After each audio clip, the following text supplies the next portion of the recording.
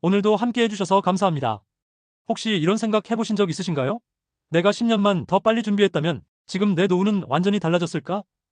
오늘은 실제 은퇴자들의 생생한 목소리와 전문가들이 꼽은 노후 준비의 진짜 핵심 5가지를 이야기해봅니다. 노후 생각만 해도 막막하고 두렵죠. 특히 요즘처럼 변화가 빠른 시대에는 더욱 그렇습니다. 여러분은 노후를 떠올릴 때 어떤 감정이 드시나요? 혹시 준비가 부족하다고 느끼고 계시진 않나요? 오늘 영상에서는 여러분의 경험과 생각도 함께 나누고 싶어요. 그럼 10년만 빨리 알았으면 좋았을 5가지 핵심, 지금부터 하나씩 깊이 있게 들어가 보겠습니다. 먼저 사연 하나 소개할게요. 55세에 퇴직한 후 연금만 믿고 있었는데 막상 집에 있으니 외로움이 더 크더라. 이런 말씀을 하신 분이 계십니다. 이분의 이야기가 남의 일 같지 않다는 분 많으실 거예요. 저 역시 주변에서 비슷한 이야기를 자주 듣습니다. 직장 생활이 전부였던 분들이 은퇴 후 갑자기 혼자가 되면 그 공허함과 외로움이 생각보다 훨씬 크다고 하죠. 여러분은 어떠세요?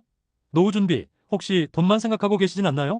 아니면 인간관계나 건강, 혹은 새로운 취미 등에 대해서도 고민해 보신 적 있으신가요? 댓글로 여러분 생각도 꼭 남겨주세요. 한 노후 전문가분은 이런 말씀을 하셨어요. 노후 준비는 단순히 돈이 아니라 내 삶의 균형을 맞추는 과정이다. 오늘 영상에서 그 균형을 어떻게 맞출 수 있는지 하나씩 알아보겠습니다. 첫 번째는 바로 건강입니다. 많은 분들이 은퇴 후 제일 먼저 후회하는 게 건강관리 소홀이라고 해요. 돈은 다시 벌 수 있어도 건강은 돌이킬 수 없다는 말 정말 많이 들어보셨죠? 실제로 60대 이상 은퇴자들을 대상으로 한 설문조사 결과 가장 큰 후회로 젊을 때 건강을 챙기지 못한 것을 꼽은 분들이 전체의 60%가 넘었습니다. 한 분은 이렇게 말씀하셨어요. 직장 다닐 때는 바쁘다는 핑계로 건강검진도 미루고 운동도 안 했는데 지금은 그때로 돌아가고 싶다고요. 여러분, 건강은 하루아침에 만들어지지 않습니다. 오늘 당장 할 수 있는 작은 실천, 예를 들면 매일 30분 걷기, 정기적인 건강검진, 식습관 개선 등 이런 것들이 10년, 20년 뒤 내 삶을 완전히 바꿉니다. 혹시 지금도 건강검진 미루고 계신 분 계신가요? 또는 최근에 시작한 건강 습관이 있다면 댓글로 공유해 주시면 다른 분들에게도 큰 도움이 될 거예요. 노후 건강 전문가들은 예방이 최고의 치료라고 강조합니다. 지금부터라도 건강을 최우선 순위로 두고 꾸준히 관리해 나가시길 바랍니다. 건강에 대한 이야기를 더 해볼까요? 실제로 제 주변에도 건강을 미뤘다가 큰 후회를 한 분들이 많아요. 한 분은 평소에 혈압이 높았지만 바쁘다는 이유로 병원에 가지 않았어요. 그러다가 60대 초반에 뇌졸중으로 쓰러지셨죠. 그분이 늘 하시는 말씀이 있습니다. 그때 10분만 시간을 냈더라면 지금 이렇게 고생하지 않았을 텐데. 여러분, 혹시 지금도 나중에 하지 뭐라고 미루고 계신 일 있으신가요? 건강은 정말 미루면 미룰수록 나중에 돌이킬 수 없는 결과로 돌아오기도 합니다. 매일 아침 10분 스트레칭, 주 3회 걷기, 정기적인 건강검진, 이런 작은 습관이 쌓이면 10년, 20년 뒤 내 삶이 달라집니다. 여러분은 어떤 건강 습관을 갖고 계신가요? 아니면 오늘 이 영상을 계기로 새로운 습관을 시작해보시는 건 어떨까요? 댓글로 여러분의 실천 계획도 남겨주세요. 두 번째는 인간관계입니다. 직장 동료와의 관계가 전부였는데 은퇴 후 연락할 사람이 없다는 분들이 많아요. 한 시청자분은 퇴직 후 처음 1년은 너무 외로워서 우울증까지 겪었다고 하셨습니다. 가족과의 대화도 줄고 친구들과의 만남도 뜸해지면서 점점 고립감을 느꼈다고 해요. 여러분은 평소에 친구, 가족, 이웃과 얼마나 자주 연락하시나요? 지금부터라도 한 달에 한 번 가까운 사람에게 연락해보는 건 어떨까요? 동호회, 봉사활동, 지역 커뮤니티 등 새로운 인연을 만드는 것도 좋은 방법입니다. 혹시 최근에 연락이 끊긴 친구가 있다면 오늘 영상 끝나고 바로 연락해보세요. 여러분의 인간관계 경험이나 고민도 댓글로 남겨주시면 함께 이야기 나눠볼게요. 사회심리학자들은 노년의 행복은 인간관계에서 온다고 말합니다. 돈보다 더 소중한 자산이 바로 사람이라는 점 꼭 기억해두세요. 인간관계에 대한 이야기를 더 해볼게요. 실제로 은퇴 후 고립감을 느끼는 분들이 많습니다. 평소에는 바쁘게 일하다 보니 친구나 가족과의 연락이 줄어들고 어느 순간 주변에 아무도 없다는 사실을 깨닫게 되죠. 한 분은 은퇴 후 1년 동안 아무런 모임에도 나가지 않고 집에서 TV만 보며 시간을 보냈다고 합니다. 그러다 우연히 동네 도서관에서 열린 독서 모임에 참여하게 되었는데 그때부터 삶이 완전히 달라졌다고 해요. 새로운 친구를 사귀고 함께 책을 읽고 이야기 나누면서 다시 삶의 활력을 찾았다고 합니다. 여러분도 혹시 지금 외로움을 느끼고 계시다면 작은 모임이나 동호회에 참여해보는 건 어떨까요? 처음엔 어색할 수 있지만 한번 용기를 내면 생각보다 많은 변화가 찾아올 수 있습니다. 여러분의 경험이나 고민, 그리고 새로운 도전을 댓글로 남겨주시면 다른 분들에게도 큰 힘이 될 거예요. 세 번째는 경제적 준비입니다. 연금, 저축, 투자하지만 여기서 중요한 건 단순히 돈이 아니라 지속 가능한 생활비 구조예요. 한 조사에 따르면 은퇴 후 예상보다 지출이 더 많아져서 당황했다는 분들이 많습니다. 의료비, 자녀 지원, 예기치 않은 사고 등 다양한 변수가 있기 때문이죠. 여러분은 은퇴 후 매달 얼마가 필요한지 계산해 보신 적 있으신가요? 혹시 예상과 다르게 지출이 더 많아지진 않을지 지금부터라도 체크해 보는 게 중요합니다. 연금 외에도 소득을 창출할 수 있는 방법, 예를 들어 파트타임 일자리, 소규모 창업, 임대 수입 등 다양한 방안을 고민해보세요. 여러분은 어떤 방식으로 경제적 준비를 하고 계신가요? 혹시 실수나 후회했던 경험이 있다면 댓글로 공유해주시면 많은 분들에게 도움이 될 거예요. 재무 전문가들은 지출을 줄이는 것만큼 소득원을 다양화하는 것도 중요하다고 조언합니다. 지금부터라도 작은 준비를 시작해보세요. 경제적 준비에 대해 더 구체적으로 이야기해볼게요. 실제로 많은 분들이 은퇴 후 생활비에 대한 걱정을 많이 하십니다. 한 분은 은퇴 전에는 연금만으로도 충분할 거라 생각했지만 막상 은퇴하고 보니 예상치 못한 지출이 계속 늘어나서 힘들었다고 해요. 특히 의료비, 자녀 결혼이나 손주 돌봄 등 가족 관련 지출이 생각보다 컸다고 합니다.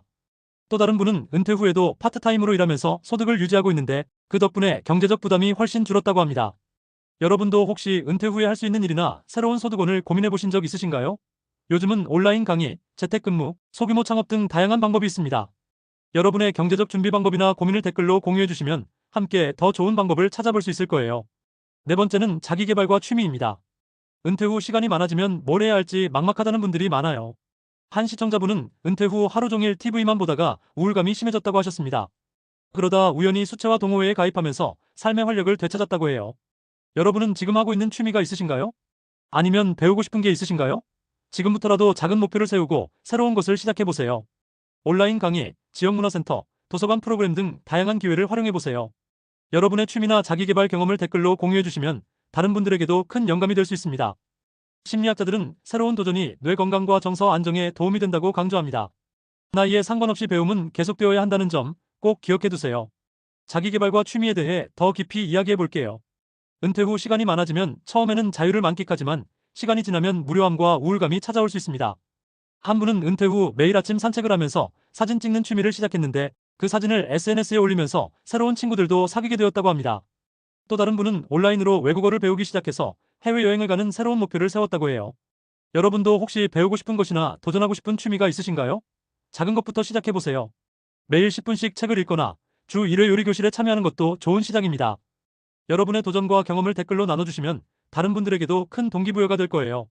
마지막 다섯 번째는 주거와 생활 환경입니다. 은퇴 후 불편한 집, 불편한 동네에 남아 계신 분들이 생각보다 많아요. 한 시청자분은 도심의 아파트에서만 살다가 은퇴 후 교외로 이사했더니 삶의 질이 달라졌다고 하셨습니다. 조용한 환경, 깨끗한 공기, 가까운 의료시설 등 다양한 요소가 노후의 행복을 좌우합니다. 여러분은 지금 살고 있는 곳이 앞으로도 편안할지 혹시 점검해 보셨나요? 생활비, 의료시설, 교통 등 다양한 요소를 미리 고려해 보는 게 필요합니다. 주택 리모델링, 이사 또는 생활환경 개선 등 구체적인 계획을 세워보세요. 여러분의 주거 고민이나 경험 혹은 앞으로의 계획을 댓글로 남겨주시면 다른 분들에게도 큰 도움이 될 거예요. 노후 주거 전문가들은 내 몸에 맞는 집, 내 삶에 맞는 동네가 가장 중요하다고 강조합니다. 미리 준비해서 후회 없는 선택을 하시길 바랍니다.